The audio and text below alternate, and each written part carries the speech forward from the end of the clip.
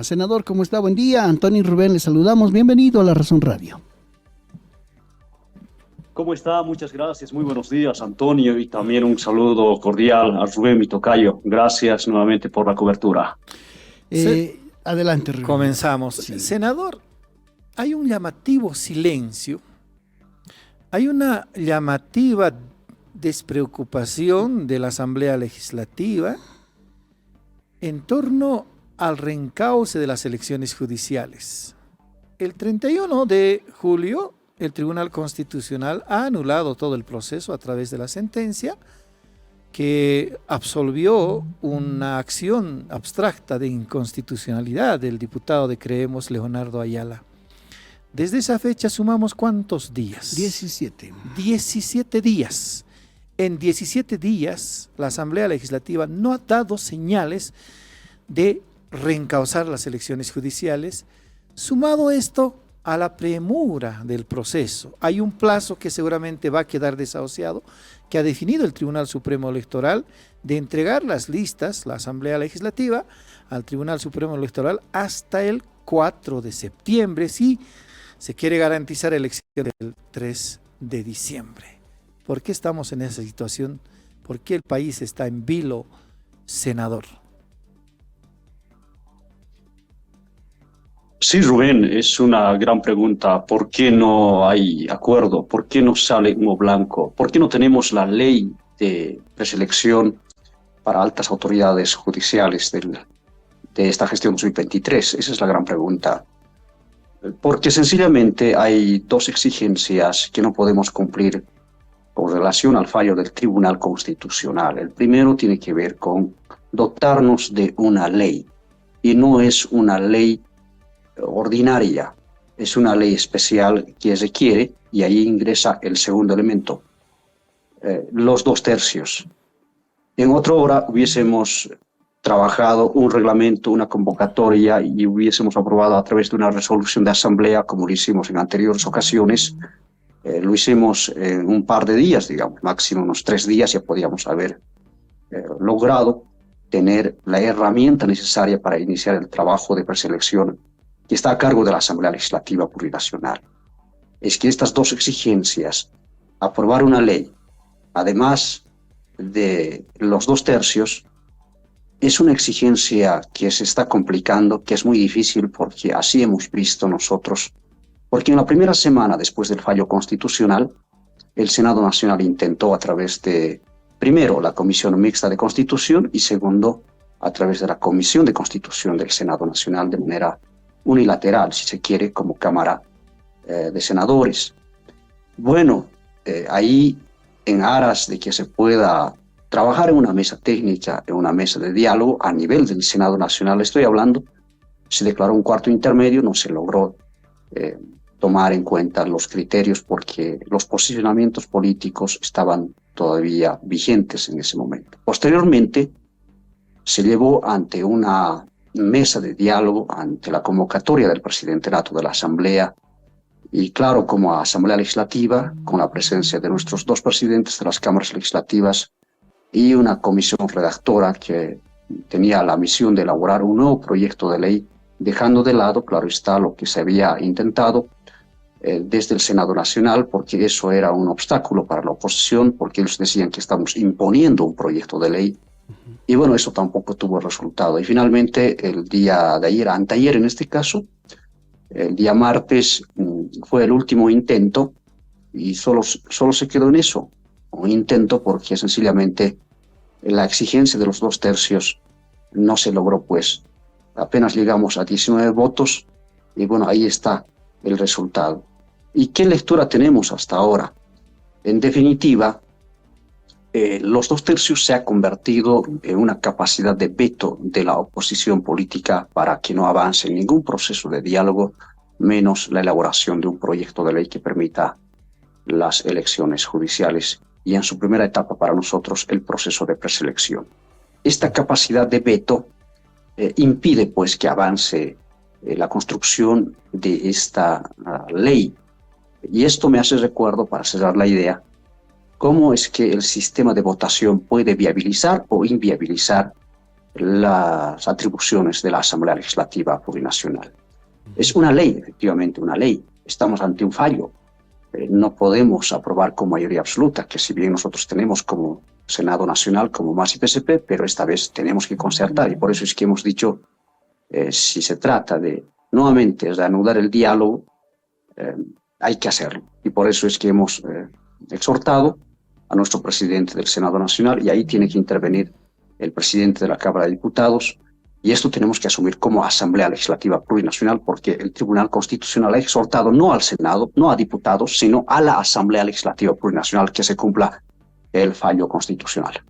Cuando habla del martes, ¿se refiere a la dispensación de trámite para la consideración del proyecto de ley 144 presentado por Feliciano Mamani, senador? Sí, es el proyecto de ley 144 que inicialmente presentó el senador Mamani, efectivamente, Hilario Mamani, y consecuentemente esto obviamente sufrió varias modificaciones con relación al trabajo de la Comisión del Senado Nacional, y claro, eso es lo que teníamos que tratar, pero sencillamente las formas indican de que tenemos que incorporar al orden del día para su tratamiento respectivo con 2/3, no es así nomás. Además estaba con una moción de aplazamiento, por tanto se rechazó el tratamiento el día martes y no consideramos siquiera nada, ni un artículo, no ingresamos al tratamiento de fondo, o sea, por las formas no pudimos ingresar al fondo mismo del proyecto de ley. Y por eso es que se decidió nomás de que se vuelva a las mesas de diálogo, porque los 2/3, el proyecto de ley va a salir de un consenso, de un acuerdo. Y para esto necesitamos, obviamente, de voluntad política, porque en el acuerdo también tenemos que nosotros tomar en cuenta algunos elementos importantes. ¿Por qué no hay acuerdo? ¿Por qué no hay diálogo? ¿Por qué están encontradas las posiciones? Y yo puedo adelantar algunos 3 elementos que dificultan el diálogo y el proyecto de ley. Comunidad Ciudadana plantea en su proyecto de ley, porque ellos han presentado ante la Cámara de Diputados, porque es uno de los proyectos de ley firmado por el jefe de bancada y el diputado Alarcón. El primer elemento es que para que funcionen las comisiones debe existir un quórum de 2/3. Eso significa que no va a ser posible en términos reales y prácticos, porque en cualquier parte, en cualquier lugar, las sesiones, reuniones, las convocatorias se instalan con un quórum legal y reglamentario de la mitad más 1 de diputados y senadores. Es el 50% más 1. ¿Cuándo se ha visto incorporar 2/3? Eso inviabiliza. El segundo elemento, ellos incorporan que la aprobación en las comisiones y en la sesión plenaria para la preselección se aplique los 2/3 del total de los miembros de la Asamblea. ¿Eso qué significa? Que tenemos que estar 166 asambleístas presentes ahí, porque habla del total. Cuando la Constitución dice de los miembros presentes, no habla de esa palabra que es total. ¿Por qué le digo que no podemos estar los 166? Porque puede existir que un asambleísta esté con baja médica o por razones de fallecimiento no se haya habilitado el curul correspondiente, porque no estamos los 166. Han fallecido algunos asambleístas, es de conocimiento de la Asamblea y de la población boliviana. Entonces, eso inviabiliza el tratamiento del proyecto de ley y, consecuentemente, el proceso de preselección. Inclusive, ellos plantearon la unanimidad.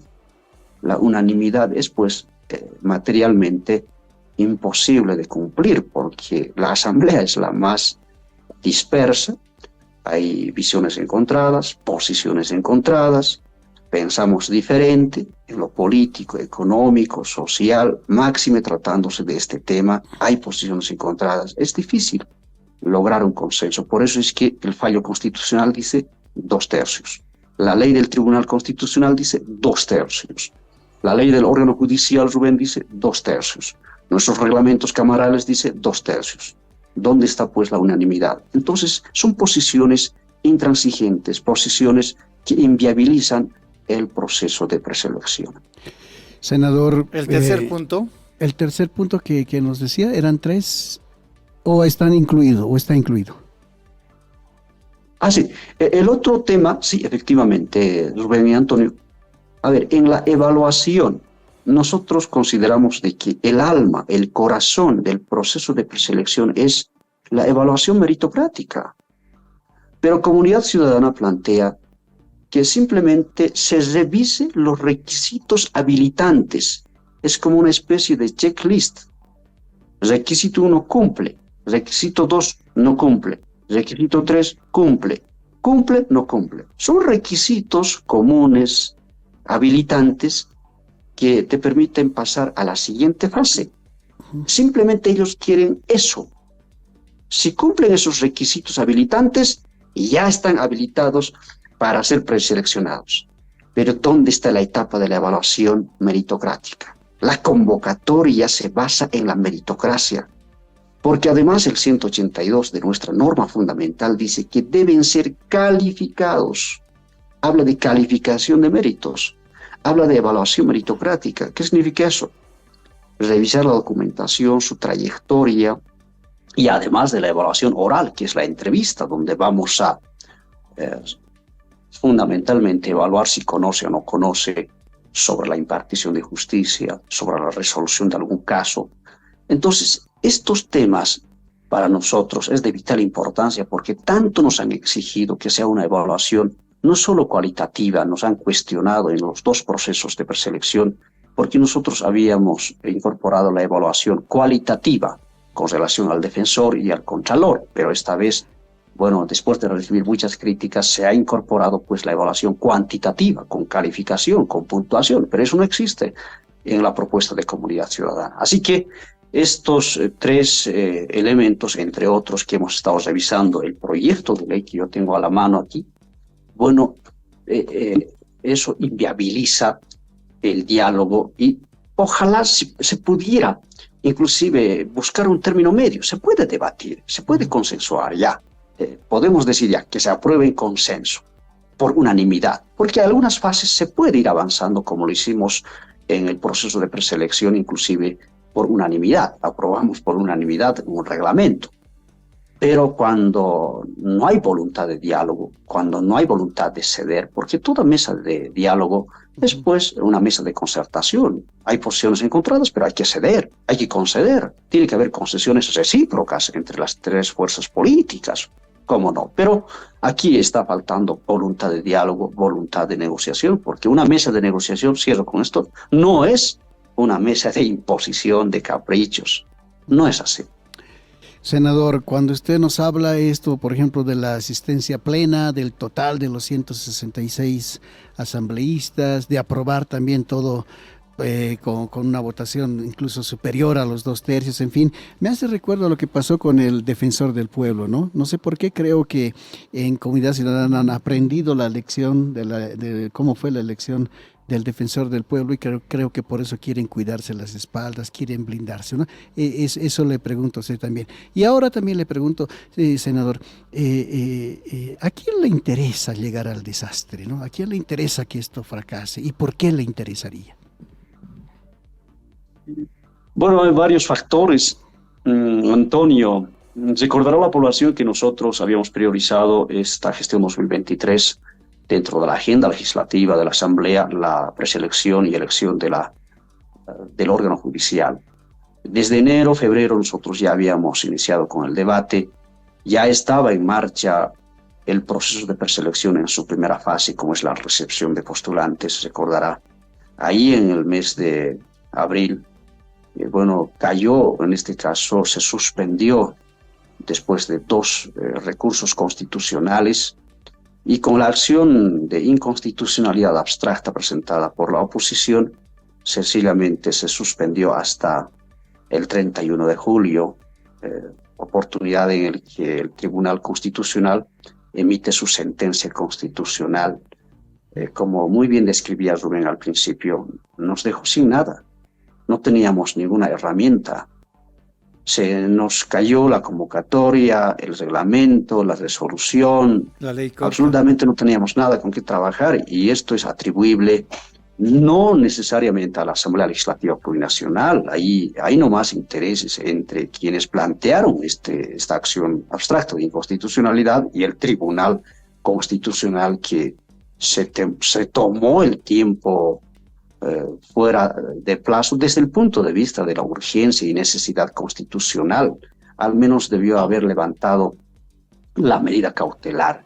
Es más, teníamos una ley que garantizaba la elección judicial para esta gestión. Eso más por conexidad no los bajaron, así que estamos ante esa circunstancia. Nos incorporaron una situación de imposible cumplimiento. Yo digo imposible porque hay posiciones encontradas.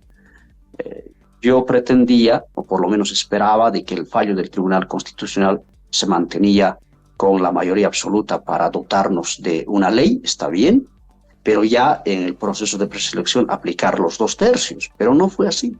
Es decir, el candado de seguridad en términos políticos que le permite su capacidad de veto a la oposición es precisamente los 2/3. Y eso me hace recuerdo cuando la constituyente el año 2006 nos pasamos casi más de 6 meses discutiendo de la aplicación o no de los 2/3. Y así es, ¿no? Entonces, eso está repitiéndose este fenómeno político en la Asamblea Legislativa. Senador, ¿y ahora qué? Esa es la ¿Qué está haciendo pregunta. La comisión extraordinaria? ¿Qué se está haciendo? ¿Se está trabajando? ¿Hay convocatoria? Comisión, en el Senado, en diputados. ¿Qué estamos haciendo, senador? Mira, no hay nada. Ojalá que nosotros habíamos dicho el día martes, se puede intentar nuevamente en el Senado Nacional en una próxima sesión. No hay convocatoria todavía, es imposible, aunque nosotros convoquemos en el Senado Nacional para nuevamente incorporar el tema.